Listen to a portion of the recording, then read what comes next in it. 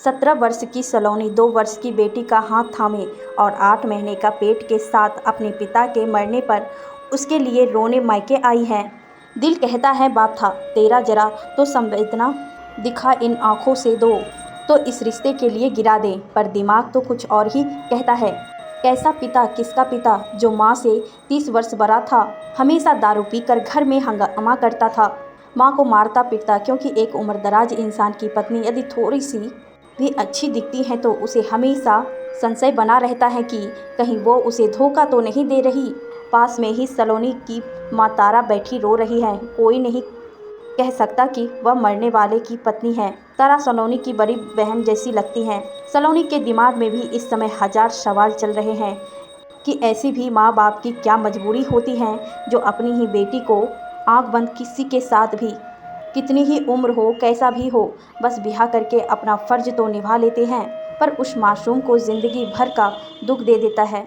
क्या बेटी का कोई आत्मसम्मान नहीं होता? क्या उसका स्वयं का कोई अस्तित्व नहीं होता? क्या बेटी के रूप में जन्म लेना ही धरती पर इतना बड़ा अपराध है? यह सब सोचते सोचते सलोनी अपने बीते हुए वर्षों में चली गई। अभी तो उसका बचपन भी अब अच्छे से नहीं बीता था।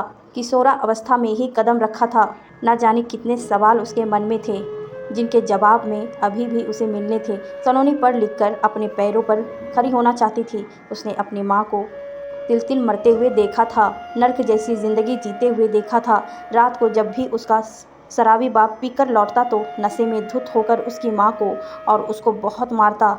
शराब के लिए पैसे ना मिलने पर घर में कोहराम मचाता। खुद सलोनी के साथ भी तो उसके माँ बाप ने ऐसे ही किया। थोड़े से रुपयों की खातिर उसे उम्र में 18 बरस बड़े आदमी से ब्याह कर दिया, क्योंकि उस शराबी आदमी को सिर्फ अपना कर्जा उतारने के लिए पैसे चाहिए था। वह एक बार अपने पिता को देखती है तो एक बार अपने पति को। उसका मन घृणा से भर जाता। उसे मर्द जाता से नफरत होने लगती है। वह मन ही मन सोचती है कि क्या एक लड़की किसी भी मर्द के लिए सिर्फ एक शरीर है, एक समान है? खुद उसकी कोई इच्छाएं नहीं होती क्या? वो ज़िंदगी को अच्छे से जीना नहीं चाहती? तभी उसकी नज़र पास बैठी माँ पर जाती है। उसे अपनी माँ में अपना अक्षर नज़र आता है। सोचती है बस अब और नहीं। जो उसके और उसकी माँ के साथ हुआ वो उसकी बेटी के साथ कभी नहीं होगा।